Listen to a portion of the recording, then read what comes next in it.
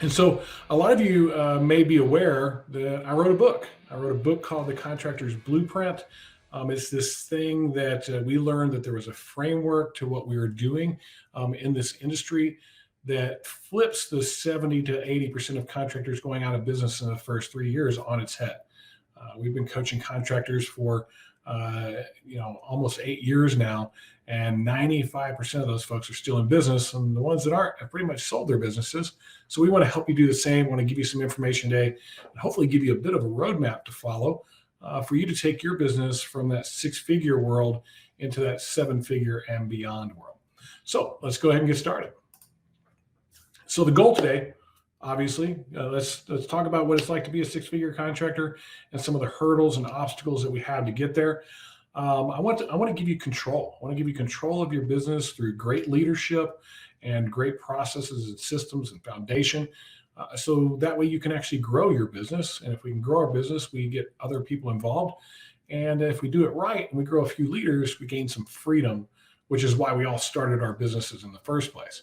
So the goal here is to prevent failure, provide you with a roadmap, make it a little bit easier for you to make decisions and do the things you need to do so that you can achieve your goal faster. I want to share with you a bit of an epiphany that we had and this idea of a mind reset when it comes to our businesses. And then finally, some of the results that you can expect if you implement what it is that we're talking about today. So what are the top 3 outcomes that you would like to see from this day? You're out there, you're trying to grow your business. You have some areas that are of concern to you. What's the top 3 things you'd like to learn today? And just type in 1, that's all we need. And I want to make sure I get you covered. I'm going to keep those notes and make sure I cover that as I go throughout this conversation. How to effectively delegate. Oh, that is fantastic. Good deal. I'm going to grab a pen here. You would think I'd already have one, but okay. So how to effectively delegate. Second that, okay. I want to give some clarity there, Ian and Leslie. Is it delegation or is it actually hiring that first person to delegate to? Hiring. Okay, cool. I'd like to only wear one hat, so hiring would be best. Okay, cool, great. Kyle, both. All right, good. So I'm definitely going to cover that today. Anything else when it comes to those first steps we got to do to scale our business? What are you thinking are the top 3 things that you need to understand? So we got to understand how to hire people. We got to understand how to delegate to people. What else we got to do? Kyle's typing. I'm waiting for that. Anybody else have any ideas? Like, think about your pain points, the pain points in your business as you training. Okay, good. We're going to cover that too. Automation. We're going to cover that too. Good. Great. All right, cool. I think we have some things. If you guys want to keep entering some of those in, I want to make sure that I cover what it is that you're looking for whenever you said, hey, that 6-figure to 7-figure thing seems pretty important. So cool, great. I think I got one more coming maybe here. We'll see. Yep. Lead generation and ooh, good one. Lead generation, customer retention. Now we're thinking the creative juices are flowing. This is what we love about doing these things is this interaction with you guys and relationship with you folks. It's awesome. Cool. It looks like I got quite a few now. I'm going to cover all those. That was part of the game plan today. We're going to cover a lot in a short period of time. Timing of hiring people, how to know it's a good idea and that you can afford it. Boycott Home Advisor. I actually got some things for you there that you might be interested in. Some big announcements coming out about that and about that particular thing. So stay paying attention to what we're doing here at Contractor Coach Pro. We're working on some big things for you guys. So awesome. Let's move on. The home improvement industry. Let's get a little bit of ground rules and some understanding before we get into the real meat of what we're talking about. But we need to understand where we're starting from first. It's a $400 to $500 billion industry. When you take all home services together, roofing, painting, electrical, plumbing, all of that, you put it all together, and that's the market that's out there. So probably, if not the biggest market that's out there besides anything to do with technology. So 70 to 80% of the businesses that get started in the home improvement industry are out of business within 3 years. And they make some pretty common mistakes. We're going to talk about those today. 10% of the contractors do 50% of that number. That should tell you something right there. There's a lot of folks out there that started their business with this idea of it being a great thing, and it ended up being a situation where that business kind of owned them. And I want to make sure that we understand how to get out of that employee for our company and a owner running our company. 2/3 are sole proprietor. So that eliminates a lot of folks doing a whole lot of volume out there, and less than 3% break $1 million. So 97% of contractors that do 4 to 5 billion, or 400 to 500 billion, 97% of them are doing less than $1 million. So that means there's a lot of contractors out there, tons and tons and tons of contractors out there. And we can change this. We can flip this. It just takes a little bit of work. I'm going to be honest with you. There is no silver bullet out there. Anybody trying to sell you some kind of silver bullet program, you should instantly go, nope, there's hard work involved. And I understand that, but I'm willing to make that sacrifice and do that because I want this thing called freedom, which is what we're all about when we start our businesses. So there's stages of a contracting business. I want to kind of help you guys understand what those are. We've coached a little over 400 contractors in our one-on-one, another 1,500 or so on our learning platform. I've gotten the opportunity to speak to a little over 100,000 contractors over these last 8 years. In my prior life as a software guy, I got to go in the back office of another 1,000 contractors and really see a lot and kind of understand a lot about what's going on in our industry. But if you look, these first really 4 stages, startup, all the hats, friends and family, and growing pains, really aren't doing a whole lot of revenue. You know, there's about 12.5 million and below right there. And some of those can be in that, from this number. So from about 5 million to 12 million or so. That's kind of growing pains. Most of us are in these sections right here: startup, all the hats, and friends and family. That's why I have them kind of in orange, and you can kind of see them split right there, because that's usually how we'll start our businesses. We start it, I'm wearing all the hats, I hire a family member or a buddy, and I'm trying to grow my business. And because we're so connected as family members or good friends, we kind of know how each other thinks, and I'm trying to take that next step to push my business forward. I'm going to bring this new person into my world.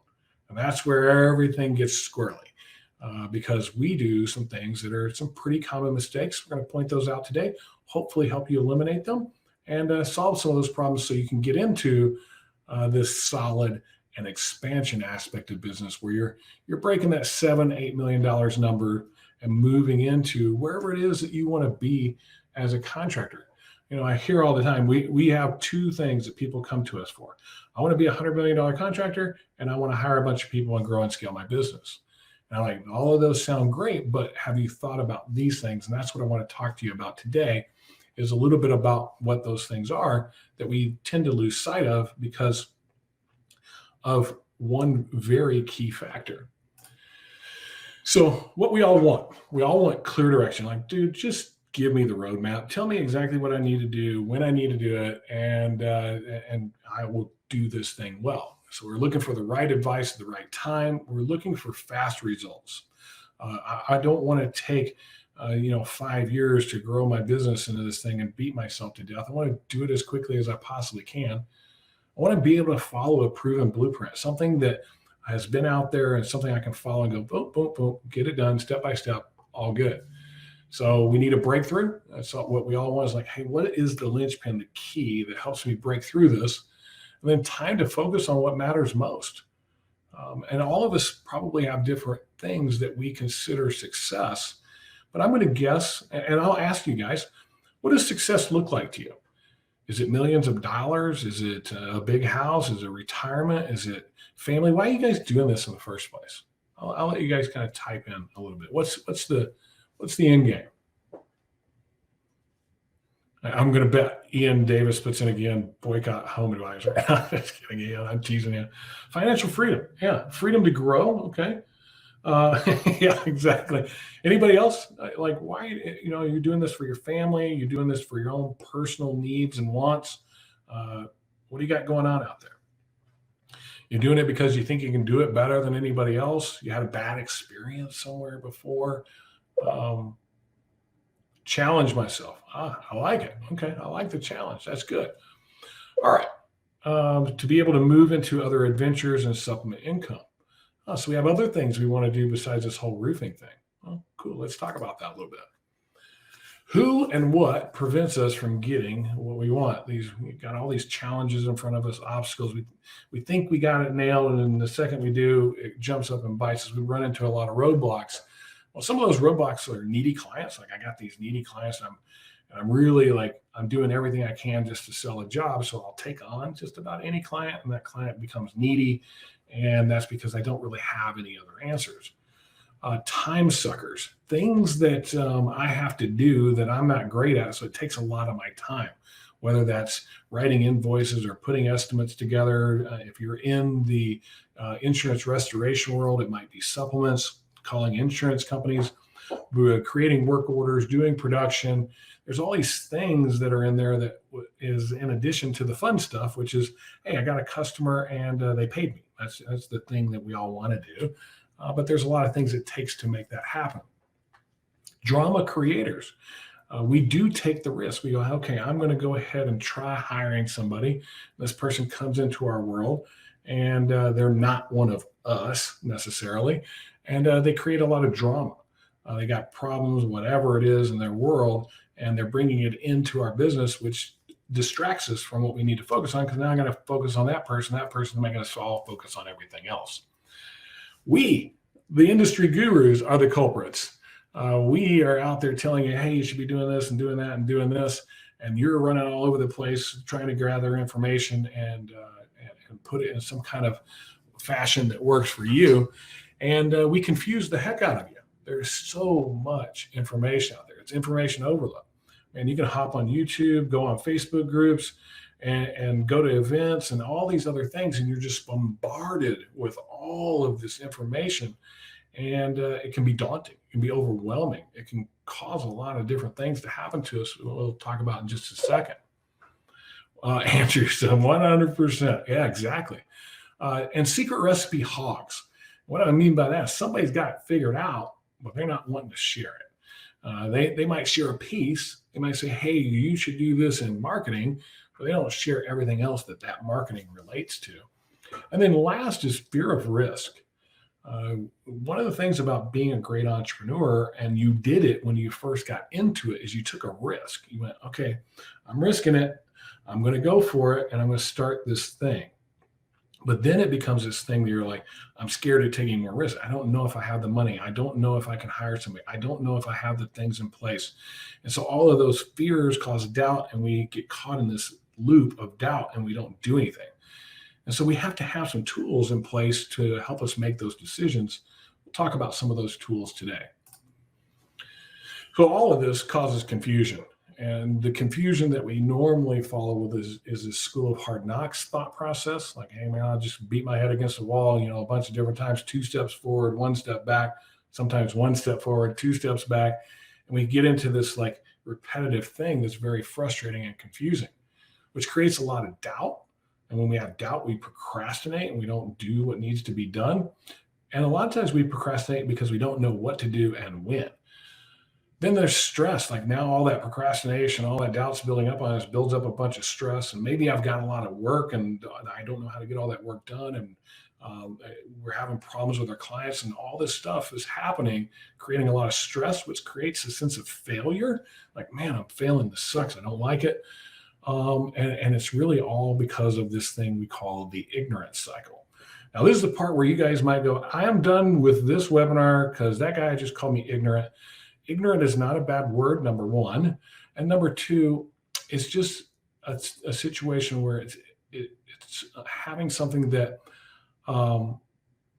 we just don't know. So ignorance is the lack of knowledge. It is not being a lack of intelligence.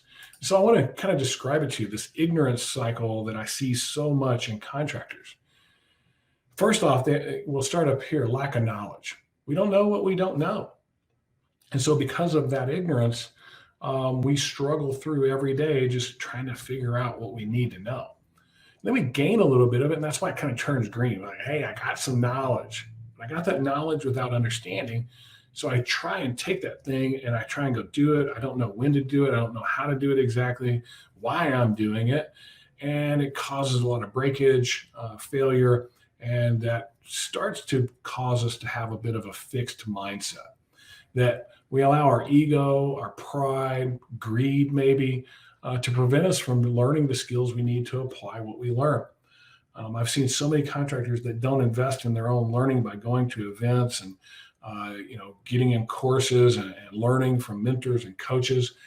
That holds them back. They're scared to make that investment, not realizing that if they do, it may make a difference in their business, and they think they have to do it on their own. And it's like, hey, man, I didn't achieve anything if I didn't do it on my own. So I'm going to be hard-headed about this, and I'm going to do this all by myself. Well, I'll tell you one quick thing about that. Very few people ever succeed with that attitude. There isn't a person out there that was successful that did it by themselves, or a business for that matter.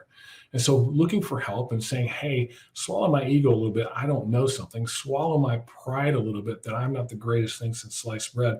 And swallow my greed a little bit that, hey, you know what? I'll spend a few bucks to get the skills I need. I've spent $500,000 on courses, mentors, coaches, those type of things. And they have radically changed my life. And I would 100% suggest that you guys look into those types of things, not necessarily with us. This isn't a sales pitch, but start looking, get the help you need in the areas that you need them. A lack of capacity. So you got two pieces to what you have. You have skill or ability, right? Contractor Boost can't wait. Hey, man, glad to have you on board for that. It is going to be Rockstar. I'll kind of give a little insight to it at the end of what it's going to look like for everybody. But this lack of capacity is the other aspect. We have two things: skill that we have, or abilities that we have, and then we have time. And if we don't have enough of it, we get limited by it and we can't go any further. There's only 24 hours in a day. So we lack this time and resources to grow and the understanding of how to increase both. And so that's some knowledge that we've got to gain. And so then we end up with insanity.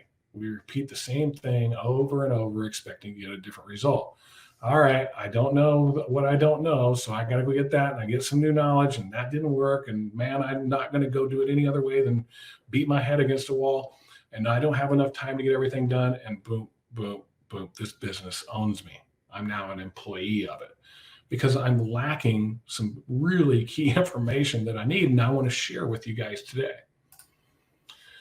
So I'm going to debunk the myth that failing forward is just plain wrong. It's actually asinine. And it comes from my favorite leadership coach of all time, John Maxwell. Failing forward is the ability to get it back up after you've been knocked down, learn from your mistake, and move forward in a better direction. And while I agree with that statement, I don't believe you have to do that if somebody has done it before. If the information exists and somebody's gone the path before, why would I do that? Why would I go beat my head up against a wall when I could literally just go get the blueprint, get there faster and easier? And yeah, it might cost me a couple bucks, big deal. It's not that much of an investment to get to where you need to be. So you don't have to figure it out all alone. There's all kinds of people out there. There's great people with really good information. What I want to teach you today is the order in which you need to get that information, okay? So time for a breakthrough. I said there was a big epiphany, and the epiphany to us was that we knew a lot of the facets or components of building a great business, how to market a roofing company, how to sell in this industry, how to recruit and hire, how to train, how to hold people accountable, how to develop job descriptions, how to build processes, how to lead a company, how to have a great culture. And when we first started coaching, that's what we did. We coached on those things, and whatever the thing was that we felt like that person needed at that point in time. Well, what we came to find out is that there was an order. There was an order in which those things need to be done that I don't believe anybody's ever shared before. And I believe in it so much that I wrote a book about it. I wrote a book because I'm tired of watching guys go out of business. I want to give you the roadmap so that you can go, okay, I got that thing in place, now this thing, and have a very successful business.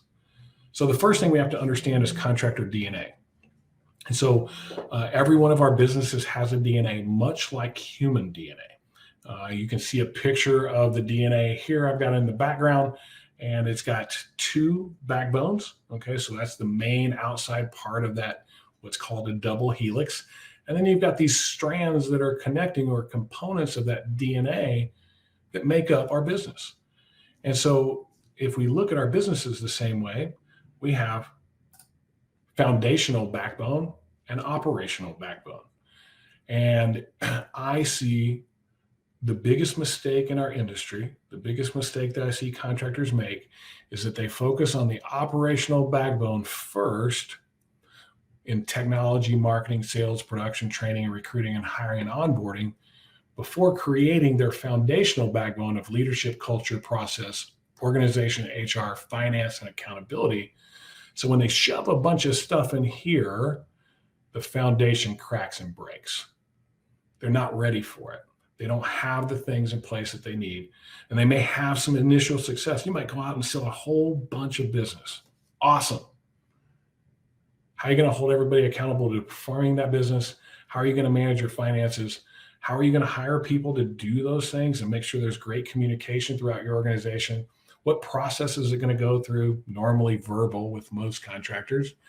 What kind of culture are you going to have so everybody's aligned? There's no backbiting and turnover and fighting. And can you actually lead a company like that? So I want to walk you through those different things today, and help you out a little bit on some understanding of why these come before those. And if we get smart about things, we can build some pretty amazing businesses. So let's talk foundational backbone. Let's talk about your leadership strategy.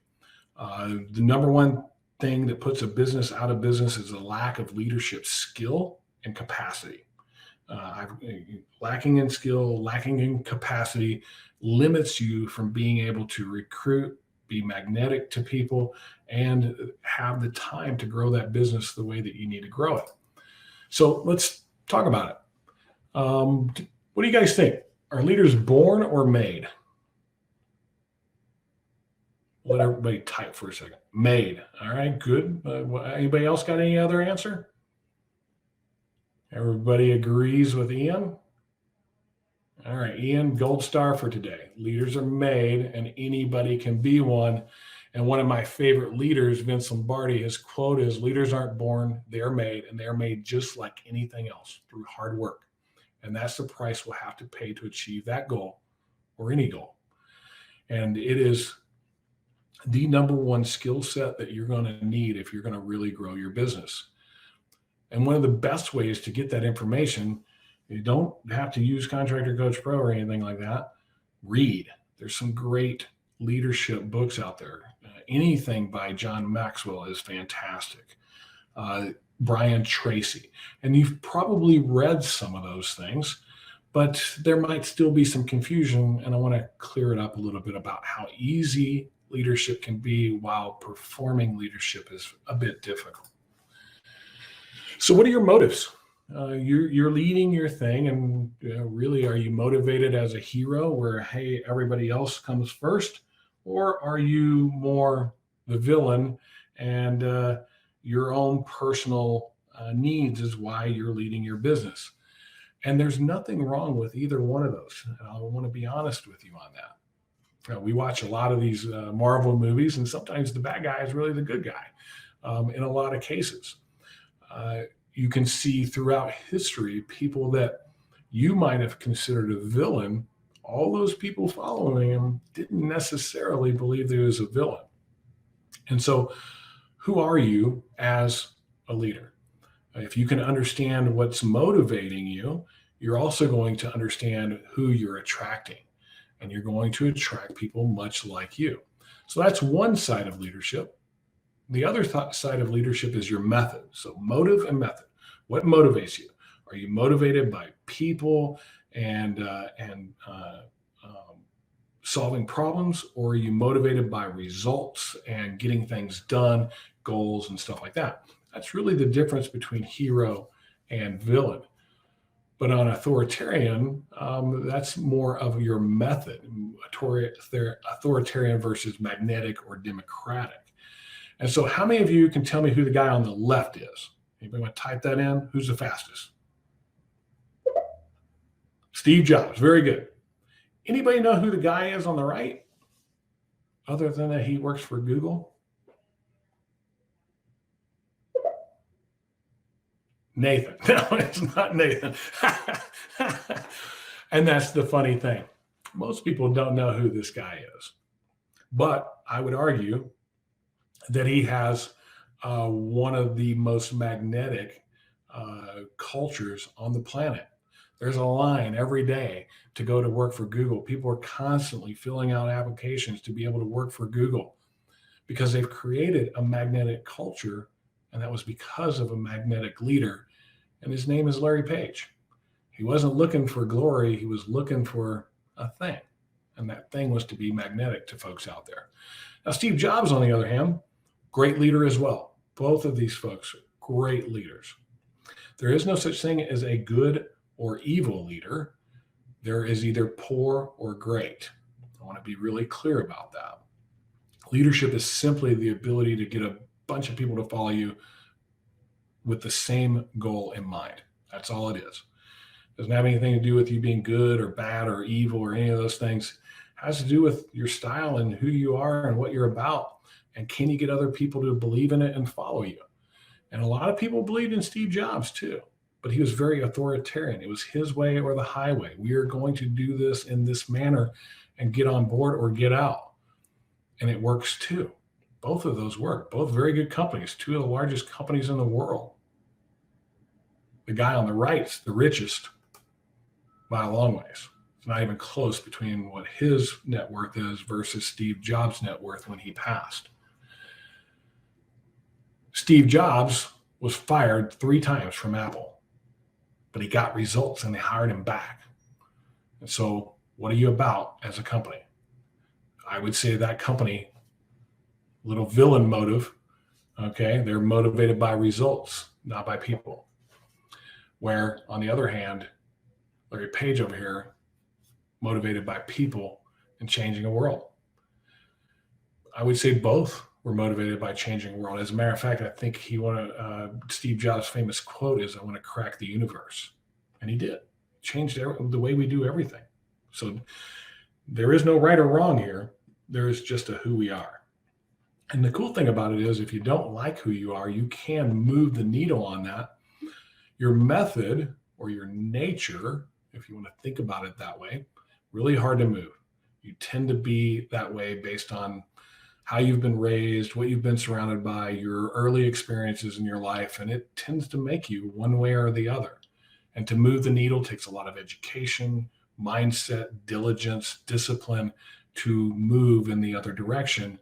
And when the chips are down, you will tend to fall back to whichever one you are. Unlike these two, where it can flip a switch and change overnight. How many times have you seen the hero become the villain or the villain become a hero because of an event? And so those types of things I've gone through in my life. I went from being a villain. I actually know Andy that's on here. He knew me as a villain. That was hard, man. We're out after it. We're all about making sales, making money, hitting numbers and all that other good stuff. I didn't really care about the people the way I probably could.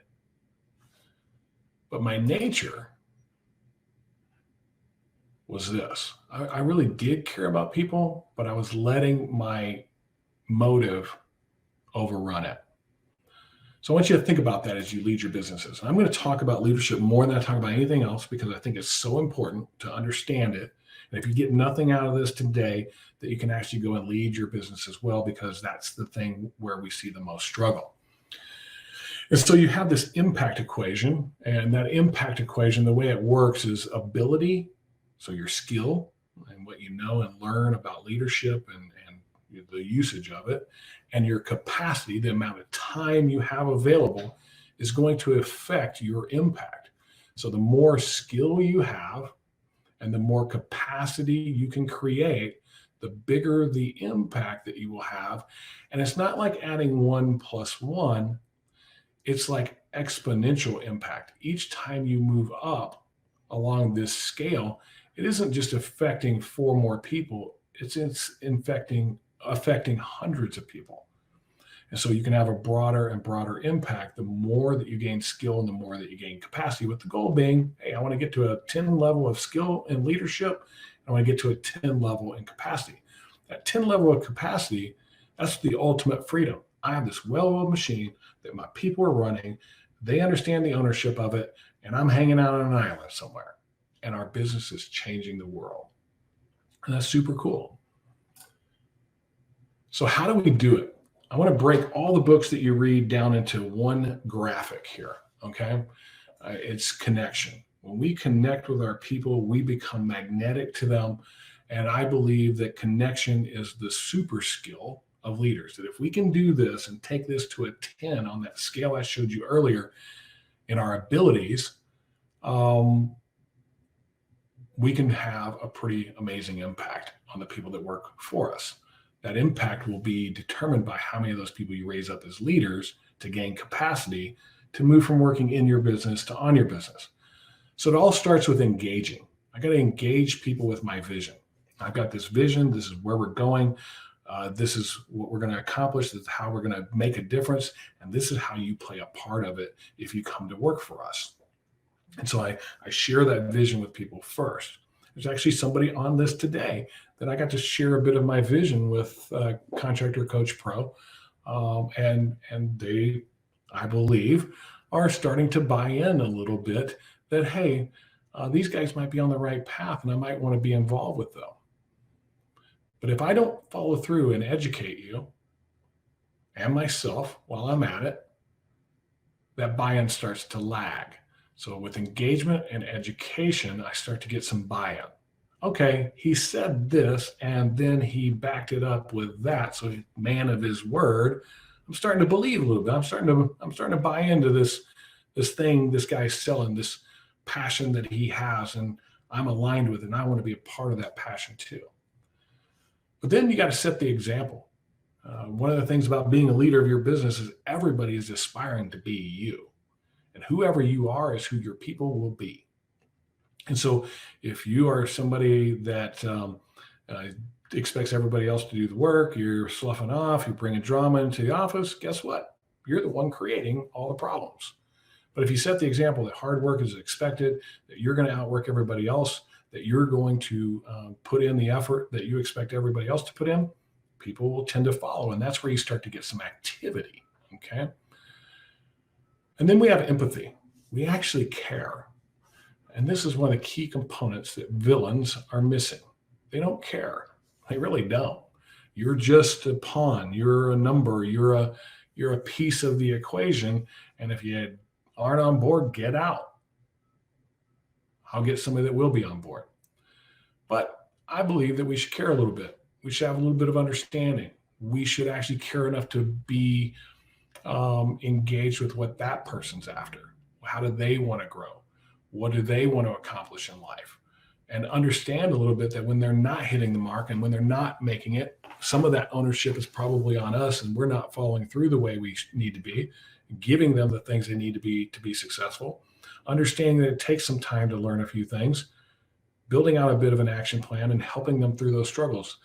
We allow for empathy, but we don't allow for excuses. And that's a big difference. Sometimes I see too much of this, and I call that entitlement, not empathy. We end up caring so much that we allow people to do whatever it is for us and be okay with it and just say, hey, maybe they're not a high achiever, but I don't want to give up on them yet. Well, you shouldn't give up on them. You should give them the tools they need to be successful. But if you don't set some barriers that they need to achieve, it sends a message to everybody else that that's okay. Number one, damages your culture like nobody's business. And it's actually the opposite of empathetic. It's unloving.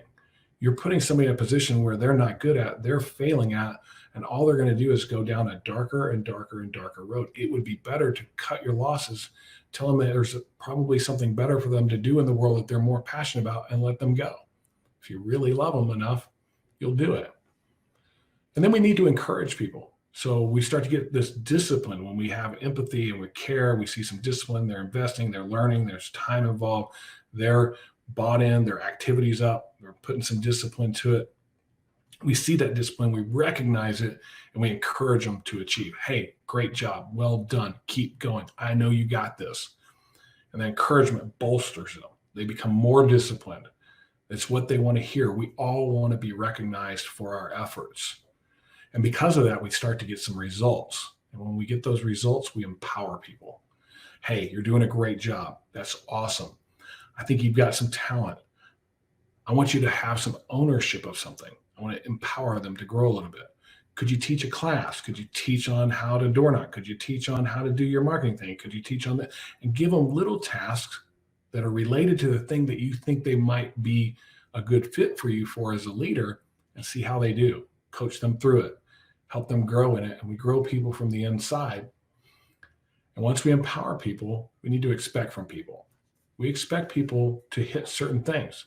You should have minimums. You should have expected performance levels. And if people aren't hitting them, we will coach, we will give action plans. And if they don't hit it with that, it's a bad fit, and I gotta let you go. But when we expect people to hit certain barriers and certain numbers and certain accountability measures, and we hold the line to it and actually make that hard decision, we gain respect. And when we get respect, we get belief. And these things are repetitive. That's why they're called habits. I'm constantly engaging, educating, setting the example, caring with empathy, encouraging, empowering, and expecting constantly, all the time. It's the thing I'm focused on as a leader. Every day, all day long, how do I do that with my team? Because if I do, we start to gain momentum, and it creates torque. If you look at this, shaped like a tire. These 7 leadership habits, that's you. You're the axle, drivetrain, and engine. You're the one that's going to determine how fast this wheel turns. And in turn, that wheel that's connected to the tire is going to force that tire to turn as well, which creates torque. And the key to that torque is to do just enough to get going, but not so much you slip. It's called healthy tension. People need to be pushed. People like to be challenged. As a matter of fact, I believe Ian even said, challenge myself. That's why I want to do this. It's our nature. It's what we want. So this is how simple it can actually be as a leader. Now, that doesn't mean you quit learning and adding other skills to your leadership, but if you start here, you can do some pretty amazing things. And then this part, I might lose a few people here too. We'll see. Shepherd, not lion. I don't know. How many of you have seen the lions, not sheep paraphernalia out there? Anybody? Kyle says yes. Drives me insane, just to be honest with you. When I first saw it, I was like, man, that's cool. I like it. I was like, that attracted me. And whenever I get attracted to something, I've been very disciplined in my mindset about this, is to ask myself, why? Why am I attracted to that? And what it did is it spoke to my pride, is what it did. And funny enough, what are lions a part of? They're a part of a pride. And what do lions do to sheep? Lions devour them. And if a bull elephant runs into a pride of lions, what are those lions going to do? They're all going to split and run for it, right? And they'll be like, peace out, I'll catch you later. But a shepherd, on the other hand, he does something different. Ethan, that's great, man. You should. It is very enlightening. Like, why am I attracted to that thing? But a shepherd, what does he do? A lion comes after a sheep. He'll lay his life down for him if he has to. If one of his sheep is lost, he'll bring it back. He'll herd them in the right direction. He cares for them. And so this idea of being a shepherd as a leader, something I'd like to continue to propose out there to the world, because I think it is the way to do things. I think it is the way that we get magnetic with our people. They want to be a part, a servant leader. Amen, brother. I 100% agree with that. Kyle, well done. So that's leadership strategy. Let's talk culture. We're going to move a little quicker now. All right. Ian says, amen. Perfect. So culture, not what, but who before why. Okay. Great book out there written by Simon Sinek, says start with why. I think it's a great book. I think we should all understand it, and it's super important for us. I just think it's titled wrong. I think we should start with who. Start with who we are, our dream, and what our ideal lifestyle, our passions, what fulfills us, what gives us joy. We start there, and that'll help us determine what our why is. I think so many folks out there go out and say, hey, my why is this thing, without it really being aligned with who they are, which creates this giant gap, which causes friction. And at some point, while they're doing what they're doing, they don't have the perseverance or persistence to finish and do it well, or if they do succeed, they feel unfulfilled. So let's figure out who we are first. And so some of the questions you can ask yourself to figure out who you are and what your dream is all about is, what do you love to do? If money's not involved, what are you doing that you are enjoying life the most? What does that thing look like? What type of character are you? Or what type of character do you have? What are your values? Where it's important to you? And with that, we can start to build out our lifestyle that we're looking for, because that tells us a lot about who we are. And from there, we say, hey, we've got this business that we have. I want to align who I am with that business and why we do what we do. So I need to create a vision. And that vision is what your company is going to look like in 3 years. It's going to look exactly like this. It's written down.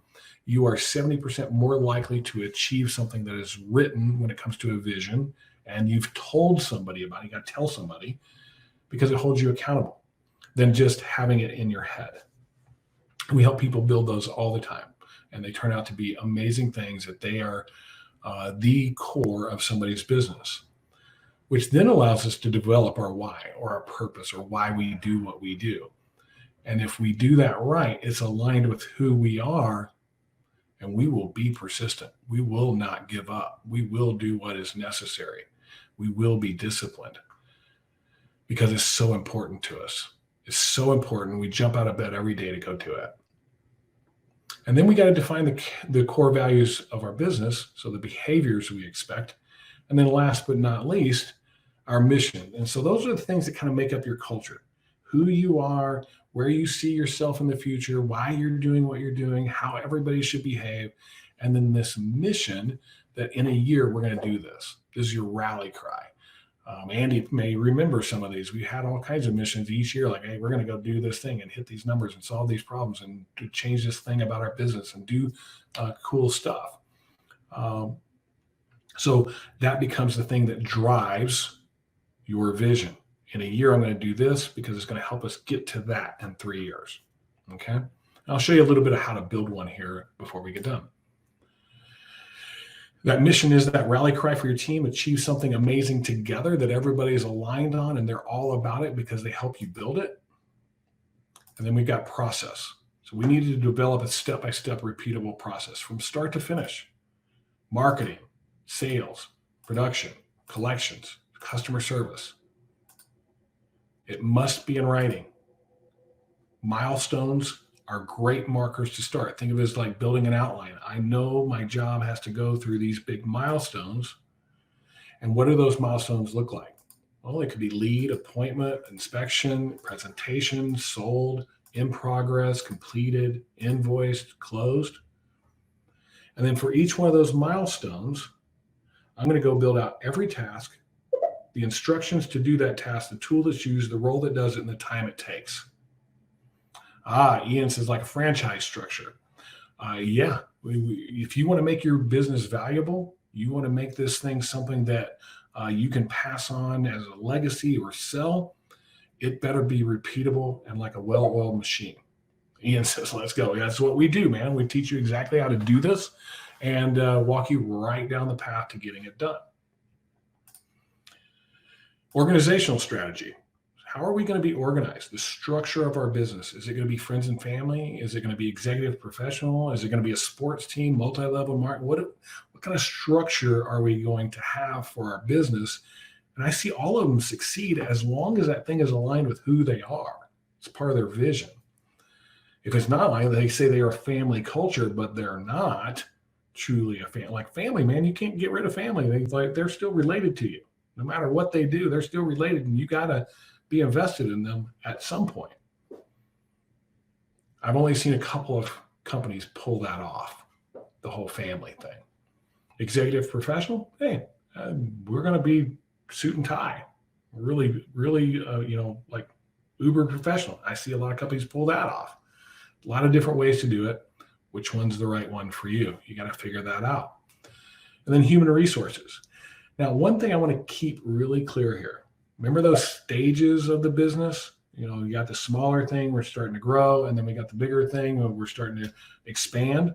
Well, while we're in that growing stage, all of this stuff, we just need to figure out very high level, the basics of it. Just get the basics down so that whenever you start to build it out for the future, the foundation's in place correctly. Human resources, qualifying, handbooks, forms and documentation, onboarding, job descriptions. Like, what do those things look like? If we don't have those things in place, we're just making it up as we go.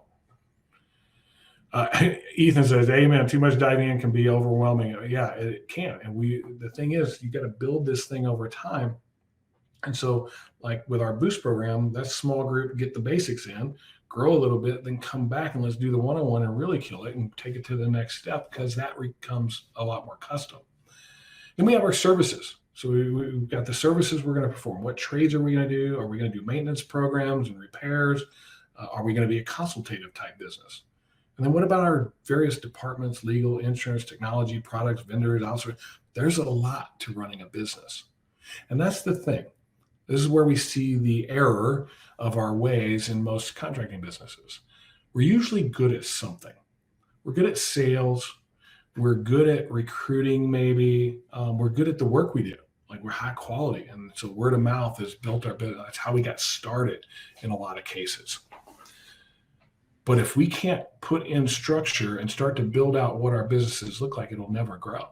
You won't have a chance. We don't have the business acumen. We have sales acumen. We have workmanship acumen, but we're missing leadership and process and culture and these other pieces. And this is a big one, HR. This is one of the ones I see most people fail at, and it shouldn't be boring and dry. It should actually be a lot of fun. We went through it here. I've gone through it in my businesses, and it's really, I hate the word HR, human resources, but how about employee experience? And how do we make compelling job descriptions that people go, man, I want to work for that company? So we work through those things in our programs with our clients, but those are certainly things that you can do on your own. Just know the order. These are all in order for a reason. I've got to do one before I do the other because they are related to each other. Then financial strategy. Finance, cover your assets, all right? Because that's the number two reason we see these companies go out of business is they don't know their finances. They think they do. If we ask them their numbers and they say the word, well, about, boom, you don't know your finances immediately. I know that right away. You should be able to tell me exactly what's going on in a variety of different areas of your business, because it's like the dashboard for your business. You're not looking at it every second, but while you're driving, you're glancing down to, oh God, okay, everything's good. Everything's good. So old school versus software, in-house versus outsource, employee versus 1099, cash versus accrual. Those are all decisions you got to make from a financial standpoint in your business. And then profit. And this thing we call Profitify, we actually trademarked it. How much to who and when. So I got all these various people involved in my business. How much am I going to pay them? And when am I going to pay them? And how much do I pay myself? And if you're doing this job and you're not paying yourself, get out now. Like, you should literally, that should be the number one thing that you're doing. Because if you're not paying yourself, you're going to lose the energy over doing it. The funny thing is, when you incorporate paying yourself into doing it, you're amazing how much more you'll get done to make sure you get paid. Reporting. So profit and loss, balance sheet, cash flow, trade profit analysis, sales team analysis, marketing ROI. Those are all things we got to know as business people. And I'm not trying to scare you. I'm trying to tell you that, hey, you probably need to get on top of this stuff. If it's not something that you go, man, I love that, that's okay. We got to get a good CPA or a good bookkeeper that knows your industry. As you grow, you might step into a CFO. How do you handle your taxes? I know as my business has grown, I've had to go do different things for taxes. Tracked performance is improved performance. Amen. And tracking your finances will be the thing that helps you make decisions. Like I said, it was a dashboard, right? I'm pressing the gas a little too hard. I let off of the gas. I'm not pressing the gas enough. I will press it down further to go faster to stay around the speed limit, right? Same thing with your finances. I'm looking at my reporting to say, hey, can I invest or should I slow down a little bit? Make sense? Everybody got that? I hope. And then accountability strategy. Exactly how am I going to hold everybody accountable to their activities? So key performance indicator. I got a bunch of thumbs up. Everybody's learning how to use the emojis. Awesome. Well done. Activities. So KPIs, key performance indicators. These are the things that indicate whether somebody is doing something well or not and achieving the results we're looking for. Production. And when I say production, I don't mean like putting a roof on or building a patio or doing a driveway. I'm talking about performance production. What's the minimum expected from somebody working from us in that role? What is expected from somebody in that role? And what is the goal for somebody in that role?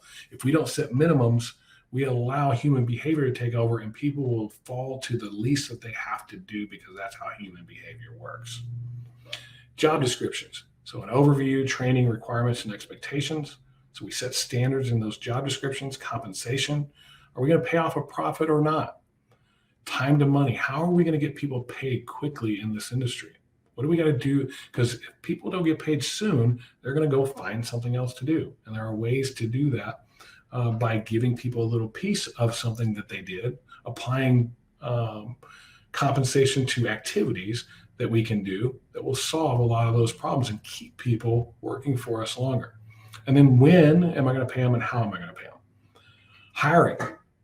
What attributes and skills do I need from somebody and set those expectations? These are the standards. This is what we're looking for whenever we hire somebody, their talents and their skills.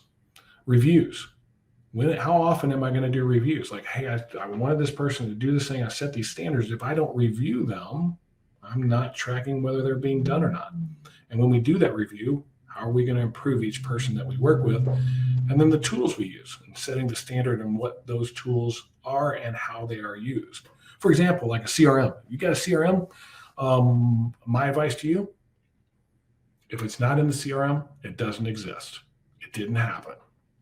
So if you say, hey, I told you about that file and you should have done that file, and it's not in the CRM somewhere that you said that, you didn't. It doesn't exist. That's the commitment, the standard that you need to set when using a CRM. And you need to set those standards for all the things that you use for tools. So that's just the foundational background. This is going to take a little longer. I hope you guys can hang out a little bit longer. I'm sorry that I didn't get it done in an hour, but this is a big thing, a big concept, and super important for your business. If you guys are cool with hanging out, I'm going to continue. So technology. What's my technology strategy? I got a lot of let's go. All right, cool, good. In 2011, I want to talk about tech stack and what you need for your business. And need is the key word there, not want, but need, especially when you're small. Keep it lean, man. Don't let all these software companies convince you that you need this magical thing that's going to solve all your problems. You may not need something quite like that just yet. But in 2011, this is just marketing technology. This isn't CRMs and all that other stuff. Just marketing technology. There was 150 technology companies in 2011. In 2020, 8,000. Do you think it became a little bit harder to make decisions on what you should use? I mean, a lot harder. I'm absolutely confused. And I'm up on technology. I'm still confused sometimes. Now, we've put in an inordinate amount of time to ensure that we align the right client with the right people when it comes to their technology. And really assessing, like, do you need that thing or not need that thing? Need is the most important. If it doesn't save you time, create clear communication, or make you money, you don't need it. That's that simple. Yeah, that's neat and it's fancy. It's a waste of time. You're not ever going to use it, and it's going to waste a bunch of money. Ian says that's been one of my biggest struggles. Well, we're going to help you with that, Ian, in our Boost program. Thank you for being a member. 7 steps to choosing the right technology.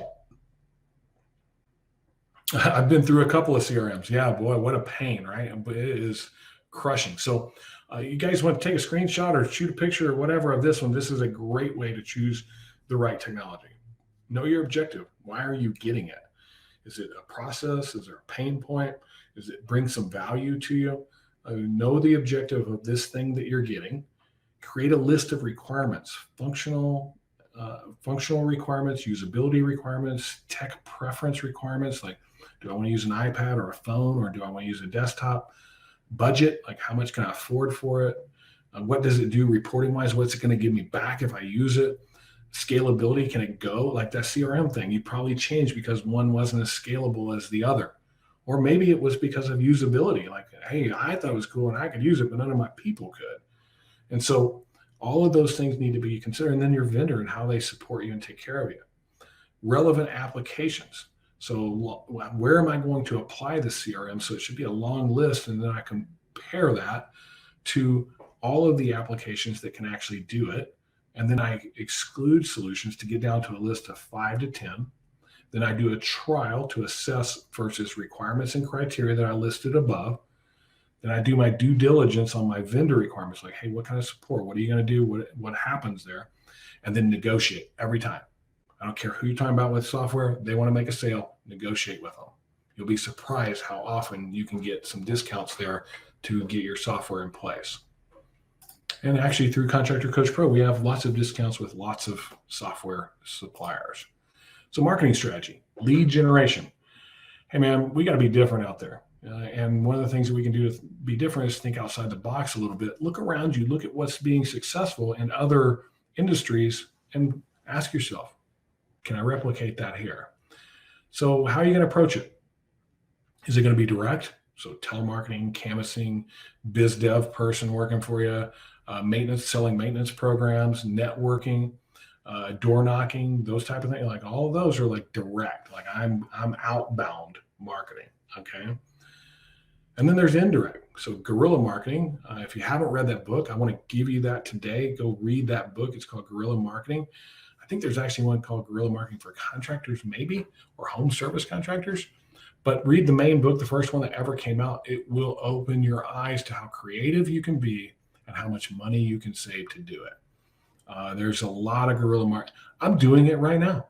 I'm guerrilla marketing you right this second. I put out this cool webinar that I really want to bring you value with. And I hope that if you see value, you go, Ian said, I knew it. Exactly, right? But that's not my goal. My goal isn't that you become our client. My goal is to give you some strong value and content today and build some trust with you. And then continue to do that over time. And if I do, you go, I kind of like these guys. I want to be a part of it. Doing well at it. I might thank you. Appreciate that. There's all kinds of, how many times have you walked into a doctor's office and saw some type of little form to fill out to win a 6-month cruise or to win a 2-week cruise and filled it out? That's guerrilla marketing. They know those people that fill that out want to go on a cruise. And you get a call back and says, hey, I got a 3-day cruise for you. It'll only cost you this. You didn't win the 2-week one, but hey, you get this special discount. That's guerrilla marketing. Third-party services. So, hey, we got all kinds of people beating our doors down to do marketing for it. I'll get you 30 leads a month and I'll get you 10 sales this week and blah, blah, blah, blah, blah, right? And we just, it's like information overload. Who's good, who's not, all that kind of stuff. You got to do your due diligence big time. You got to talk to other people that have used them and make sure that they're not just their buddy, right? Stay away from the guys operating out of their basements. They're the worst culprits, but there's a lot out there that are just to make the sale and really take advantage of you. And know that if you're going to use a third-party service, it's going to take some effort on your side to supply them with what they need to be successful too. And if you do get it, all right, can you sell it? Don't just say they're bad leads if you don't have a good sales strategy, which we'll talk about next. Technology. So are we going to use technology to get our leads? Google, there's ads, Google My Business, Google Preferred. There's all these different ways on Google nowadays. Social, are we going to leverage social media? And if we are, is it going to be paid or is it going to be organic? Are we going to build landing pages built around a particular product that we do and an initiative, sales funnels, email campaigns, maybe using a platform like a HubSpot or ActiveCampaign, Infusionsoft. There's all kinds. Market Sharp is a big one in our industry. That's just to name a few. And you really got to think about that and how it relates to who you are, what your capabilities are, what your culture is all about. Because if you pick something that doesn't align with what you guys do, you're not going to do it very well. And so, hey, now we can market. How are we going to sell it? And so I want to share with you guys the framework of a pro presentation. More than willing, you guys take a picture, screenshot of this. There's nothing here that is necessarily unique, I would say. This information is out there. We didn't recreate the wheel. We just put the wheel in order. So what does the framework of a pro presentation look like? Well, we got to build rapport, credibility, set expectations, create validation. So validate it with a pro inspection. Then we got to prepare the field. So after my inspection, I got to get ready for going back and talking to them, going over what it is that we need to discuss. And then we need to have that discussion, which is the problem. Here's the problem. And this is how I solve it. And it's a one-of-a-kind solution. Nobody else can do what I do. Yeah, there's all these GAF guys that can do all this stuff. They're all GAF master elites. Great. They're all the same. They have no competitive edge over the other. But if I do it my way and my way alone, I have a competitive advantage. Ask for the business. Number one reason why we don't make sales is because we don't ask for the deal. We did a great job, great presentation. They love us. And we don't say, hey, when should I put you on the production schedule, this week or next week? Simple. Give them a choice. Make sure you ask the question. Always provide options, usually 2, and none of them are no. And then shut up. You've done your part. Let them think. Let them go through the effort of what they need to do to figure out, can they afford it? Can they finance it? Do they have their money for a deductible if that's the case? There's a lot of things going through their mind. And the second you say something, you distract them from that thought process, that logical decision that says, yes, you were great. You were good. It's the right price for the right thing. And yes, I'm going to sign with you. You stopped them right in the middle of getting to that conclusion and you started overselling. And now they have doubt and they go, why is this guy doing that? He's trying to trick me into something. Best advice I can give you on sales, those last 2. And then whenever you give them this one-of-a-kind solution, it should be a super duper system. How can you do materials and warranties different than anybody else? How can you protect a home, communicate, install, safety, cleanup, final inspection, guarantees? How can you do all those things better than anybody else? And then stop with the good, better, best thing. You show good, better, best, and you usually show them in that order. And people will go, good is this, better is more expensive, and best is really expensive. Do it best, better, and then fall back to good if you have to. Here's our sell the best thing you have. This is it. This is what we've got. And that's out of my budget. Okay, we've got this better thing. That's a discount. Discounts feel good. Discounts are great. I like discounts. I save some money. Yes, I'll go with you. And very rarely will you ever have to fall back to good. 7 steps of marketing strategy. Who's the target? And sales strategy. Who's the target? So answer these questions. You can write these questions down and probably build a pretty good marketing and sales strategy. Who's the target? Where are they? How do we get in front of them? That's the key. How do I get in front? Okay, so my target is homeowners with roofs over 12 years old. Where are they? Let me hop on Zillow and go look up all these houses and go, hey, all these houses in these neighborhoods are over 12 years old. Great, I'm going to go after that. How do I get in front of them? Facebook ads, Google ads, targeting them. All kinds of cool, fun stuff. Doing well at it. Oh, Ethan's typing something. Sorry about that. What's their problem? So what's the problem they're dealing with? Hey, Ethan, you're going to get a recording of this. Everybody that's on here will get a recording. You'll be able to watch this over and over and over again until we take it down, which I'm not planning on doing anytime soon. Oh, good. My hand is cramping. It's like writing notes like crazy. So once we identify what their problem is, like finding quality contractors, they have an older roof and they're worried and they're losing sleep over it at night. Whatever their problem is, how do I solve it? What is the thing that I do better than anyone else and what's in it for them? So I do this thing in this system, this inspection. And if you do, you get this thing if you do this with me, you get this thing from me. It could be an inspection report. It could be the pictures and video of it. It could be whatever it is, but make sure you give them something for you. It could be some incentive. We used to give out $25 gift cards to everybody that let us do an inspection. And if they went with us, they get a $100 gift card. Boy, that worked really well. How do we get a commitment? So how do we ask them for the sale? How do we ask them for this particular thing that I'm selling? How do I get the commitment? Usually it comes down to giving them a couple of choices and shutting up. It's that simple. And how do we make them ambassadors? I want to remind you that you have multiple sales in this process. It's not one sale. My first sale is to sell me and my company. My second sale is that I should do this inspection because it's important to you. And my third sale is that you have a problem. I need them to believe me that they do. And my fourth sale is that we are the right solution for it. And so sell each one of those pieces in order. Think about it that way. I'm selling this first. I got to get that. Okay, you got them there. Now I got to sell this piece, then this piece, then this piece. And finally, how do we make them ambassadors? I'm doing a webinar tomorrow on sales. If you guys want to join that, that's great. I'd love to have you there as well. How do we make them ambassadors? Like, I got them. We did the work there. We did awesome work and they love us. How do I make them an ambassador of what we do? Because people buy based on social proof. The more testimonial, like we got testimonials all over our website. We got our 5-star ratings everywhere. That stuff starts to lend credibility to us and creates these ambassadors. Ethan, go to my feed or go to the contractor community group and it's in there. And I can send it to you here shortly. You may have even gotten an email about it if you're on our email list. Give me 2. If you'll hang out till the end, I'll drop that link in here for you as well. Okay. Perfect. I got a bunch of thumbs up. I like thumbs up. Production strategy.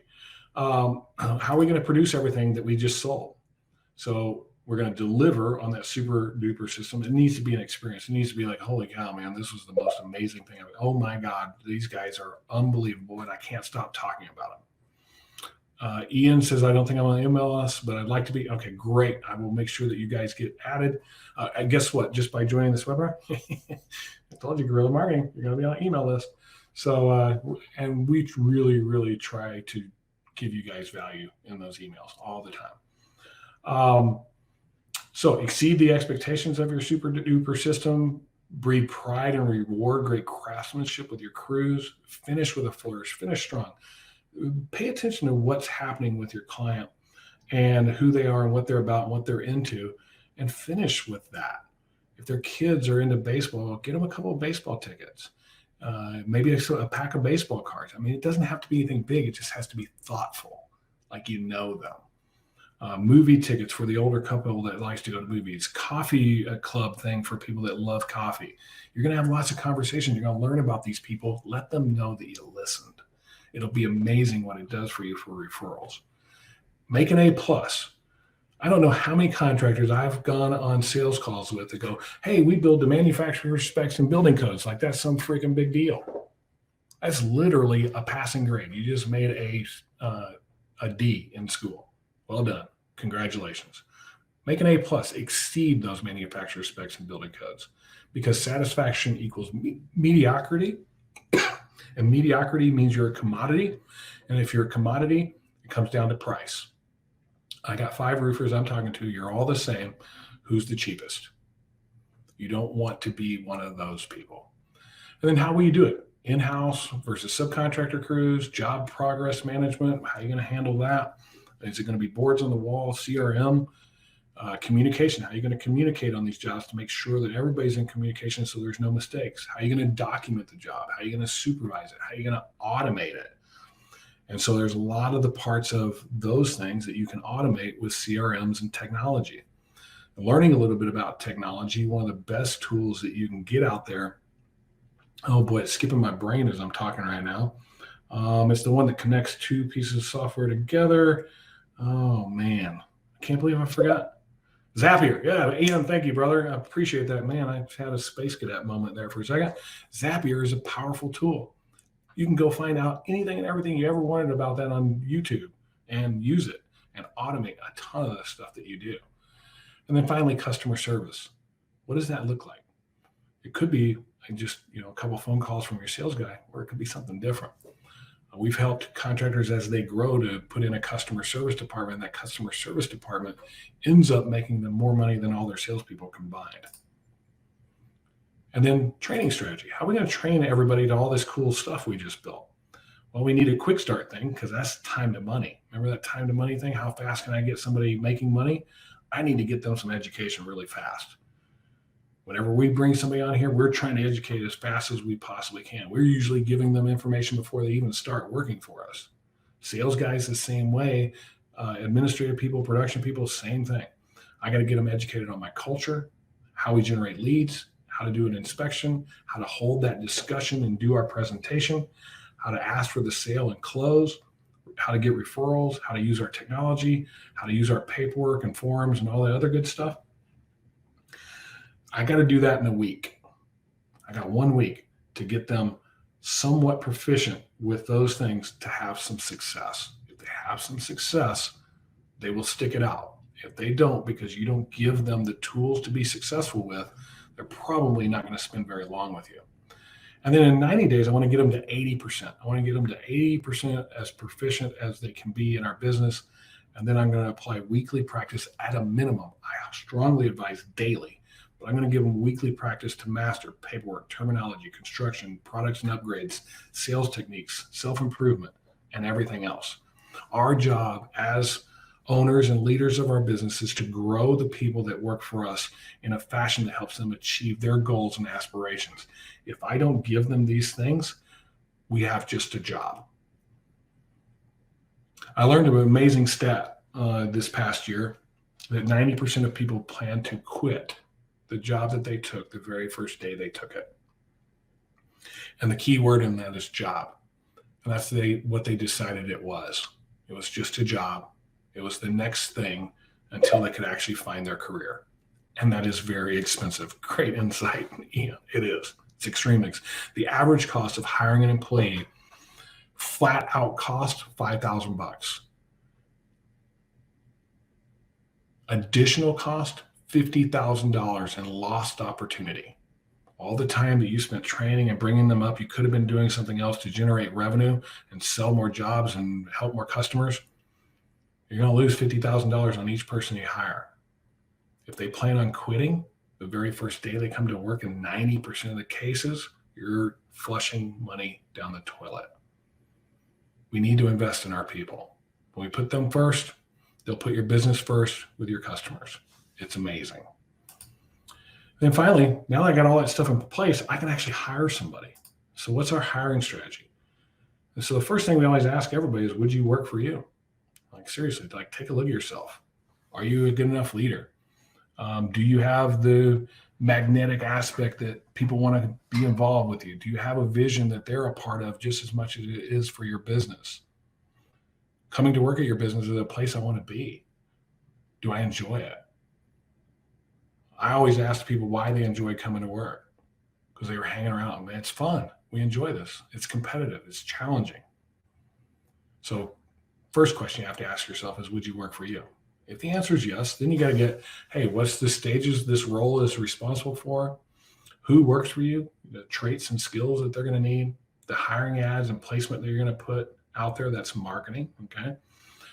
So I got to market for people. Phone and video interviews, assessment and qualifying, like making sure there's some kind of assessment, something they have to do to qualify.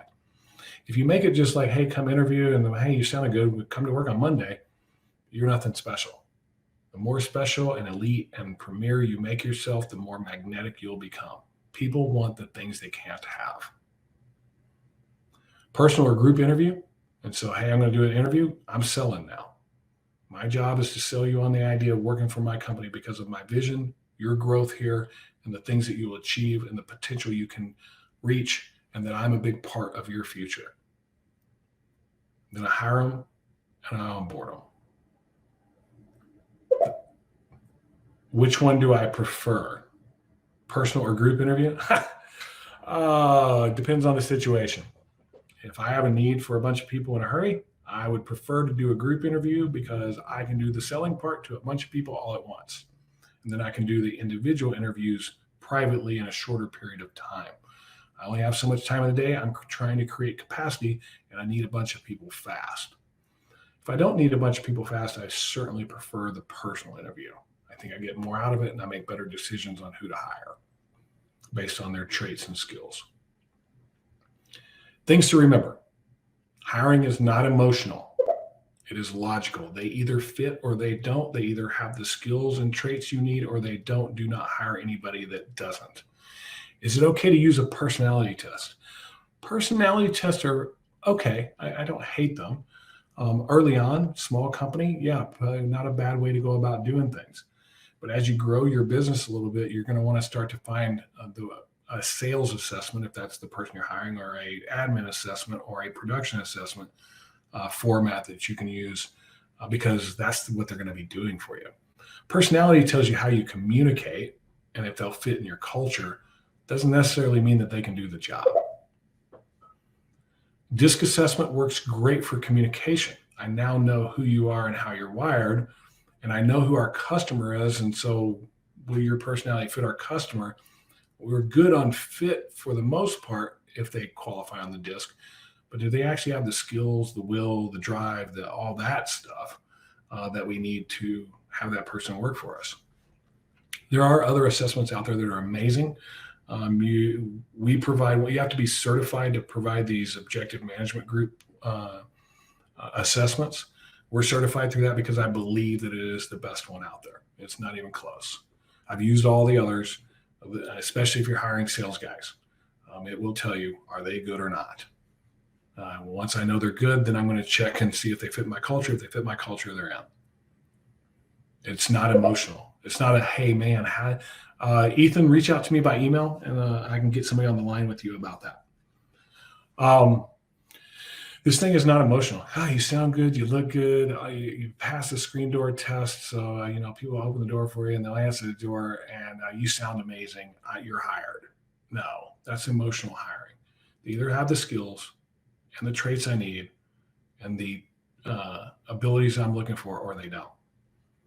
I have many people that work for me that I didn't like very much, to be honest with you, but they were great. and he's like, that's how I was hired. Qualify with a questionnaire or assessment test. Make them do something. Don't just allow anybody in your door. Say, hey, I need you to fill this out. I need you to tell me why you want this job. I have this questionnaire for you to fill. I have this assessment for you to take. Make them do something.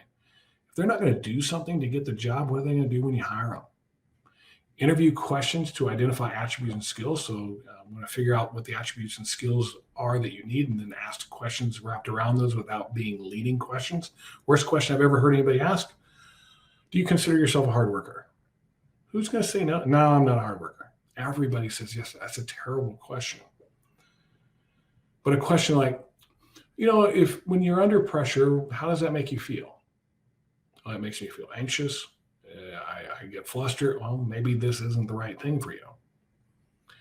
Describe for me the hardest day you ever had at work. And they tell you a little story.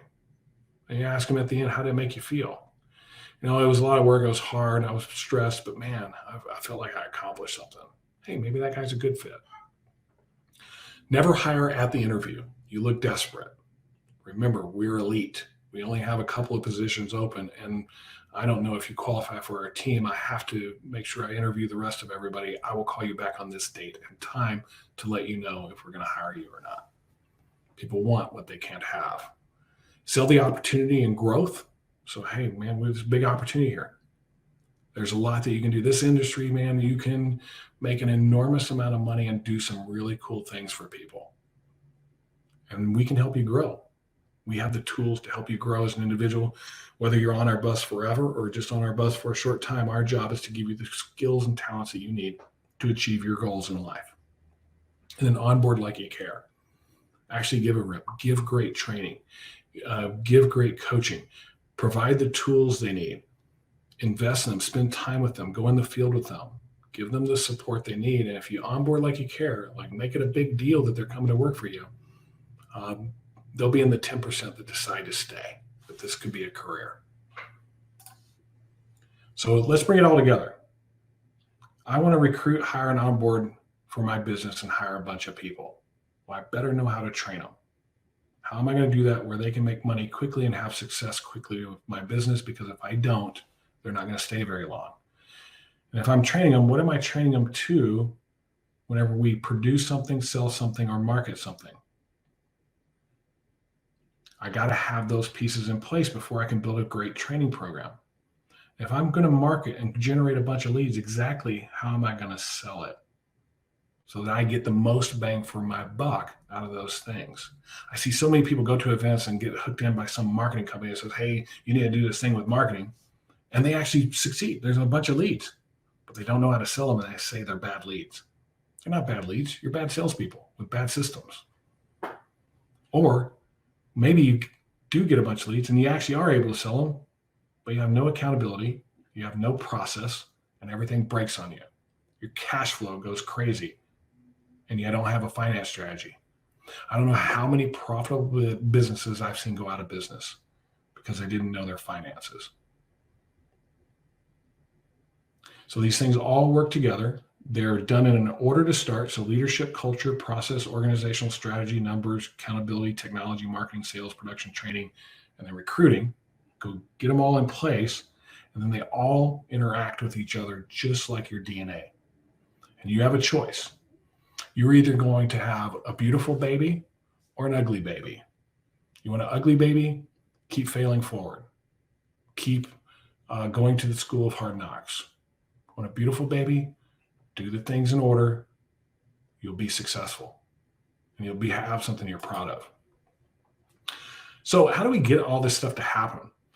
We actually do a tool with our clients called the MAP. This is what we call our basic tool for smaller contractors. It's a mission achievement plan. As they grow, we move them into what we call a mission meeting. But this is a great way to track what you do. I've got a mission. I name it, and I have a goal. That 1 year thing. Remember, I got a 1 year thing I'm going to rally all my troops around. It's Operation Domination, and my goal is to double my revenue. Well, what are the numbers that are going to help us achieve that? Leads, appointments, demos, contracts, jobs built, whatever it is. Get those numbers down. And then what are the top 2 or 3 priorities that you have to get done that year? Well, man, I got to build a training program. I need to build a leadership program. I need to get my processes put in place. What are those big priorities that need to be done for that year? They are going to take a whole year to do. I'll give you a great example. Right now, I've got a 1 year project. My 1 year project is to establish all of the HR that we're going to need for our business as we expand next year and the following year.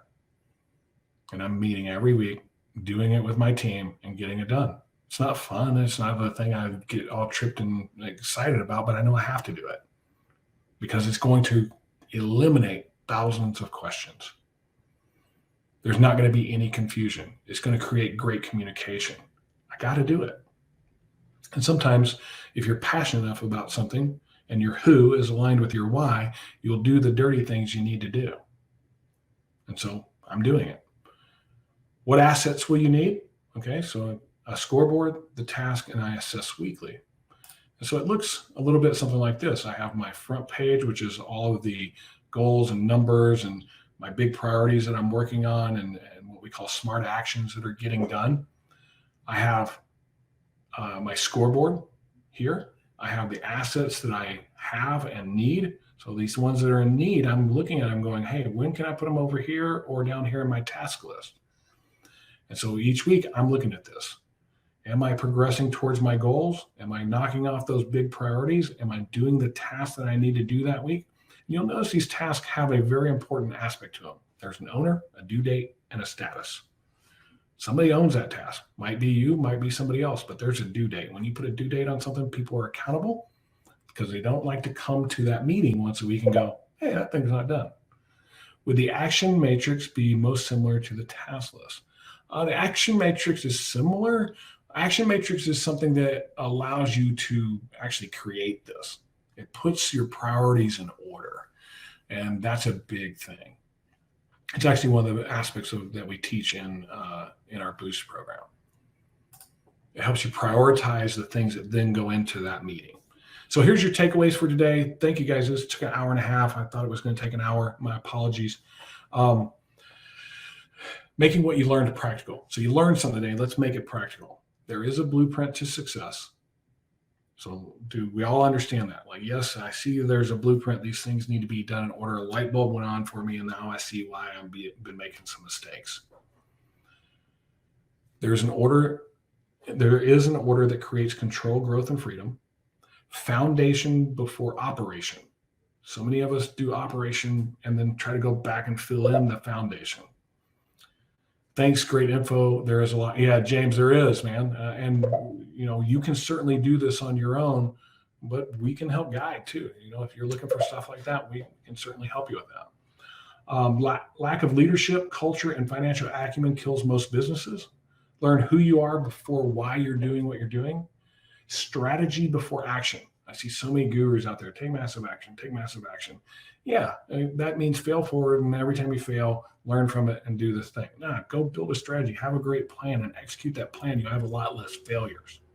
Proactive steps prevent reactive mistakes. We tend to be, most of us, reactive. Oh, I got a problem. We're going to put this new thing in place to solve that problem, and that creates so many other problems for us because we didn't think about it up front.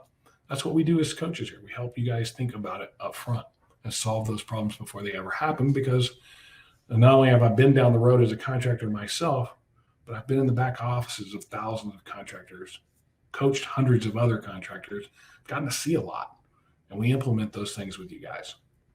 Steps you need to take right now. First, you need to decide to stop the ignorance loop. Like that loop that keeps having you in this fail forward thing, got to stop that. You got to make a decision that today is going to be the day. I'm done doing that. I'm tired of beating my head against a wall. I'm not doing it anymore. Then determine what stage you're in. Are you a smaller contractor trying to figure it out? Are you a little bit bigger and you want to take it to the next step? What stage am I in? Assess your situation. Where do I need the most help in these 12 areas that I just gave you? It's marketing. Marketing is causing all my problems. Well, find the root cause. Go back and look. Well, do I have a great sales system? Do I have the processes to handle it? Do I have the right people? Go find the root cause. Develop a map. I gave that guy to you guys, the map. Hey, you see how to build a plan. You don't have to build it exactly like ours, but hey, you can understand the structure of it. Go build it. Calculate risk. There's so many folks that we work with in this Boost program. They're scared to death to hire somebody until they put the numbers to it. Because you put two things to it. You put numbers and time. So if I was to say, hey, I'm going to go hire a salesperson, maybe a sales manager. Let's put sales manager. I own the business. I'm handling all the sales, all the finance, all the production, all the everything. And the thing I dislike the most is leading the sales thing. Okay, that tells me I need to go hire this person. Oh man, they're going to be expensive. I can't hire that person. I got to keep selling. And we're stuck in the ignorance loop. The reality is, if you hired that person, it would afford you an immense amount of time that you could put towards the other things to work on your business. And if you set expectations correctly for them, they'll far outdo what you can do trying to do everything at once. And we walk people through exactly how to calculate that risk and actually put it in a spreadsheet and say, that risk is worth taking. And then finally, that's when we take action. All right, I got these things figured out. I'm going to take action on them. So our 6-month journey to that 7 figures looks like this.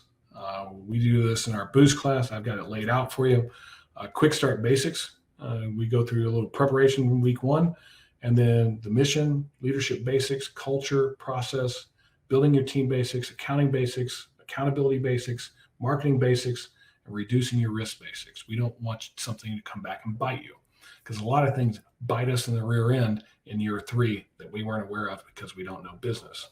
So we got to teach you what those things are.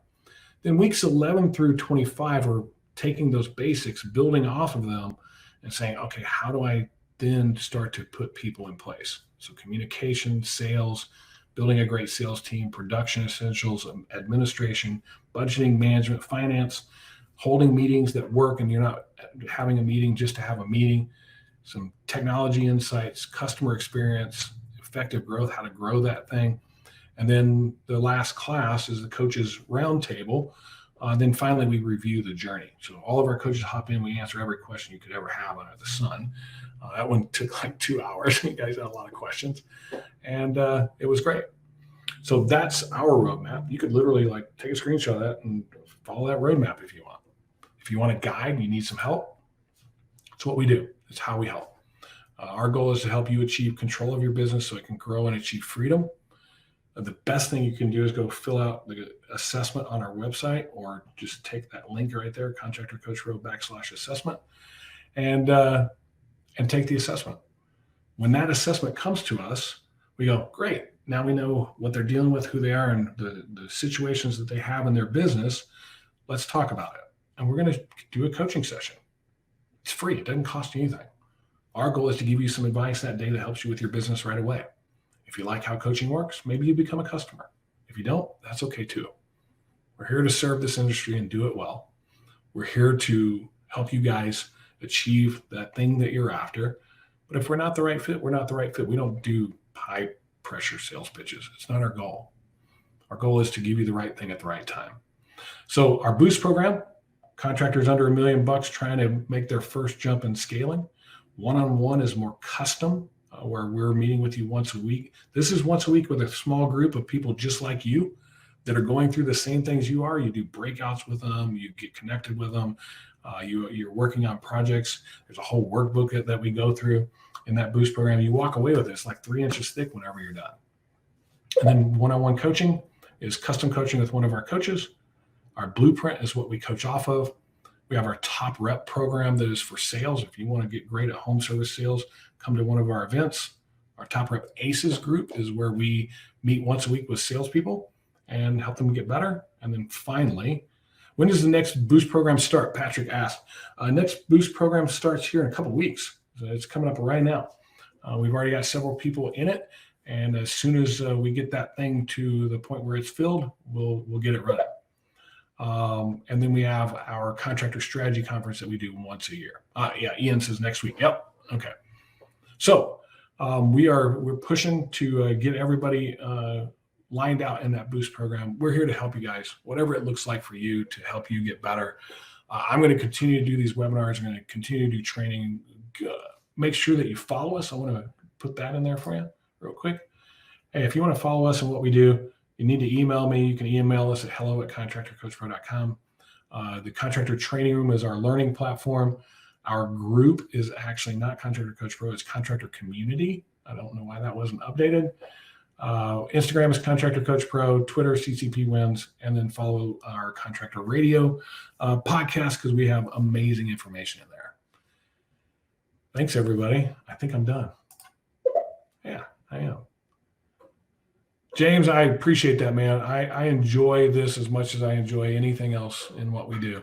I hope it helps you. I hope it gives you some insight. I hope it allows you to do what you need to do in your business and be successful. Hey, no problem, Caesar. Appreciate it, man. Thanks for hopping on today.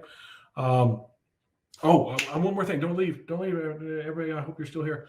Anybody today that signs up for Boost, or just shoots me an email that you want to sign up for Boost, there's a $500 discount on the first month. So you just use code BOOST500, I believe it is, BOOST500 on the sign up page on our website under services, and you can save $500. All right. Hey, thanks everybody. That's our webinar for today. I hope you found value in it. I hope it helps you with your business and helps you get a little control, growth, and freedom. And we look forward to seeing you guys in the future.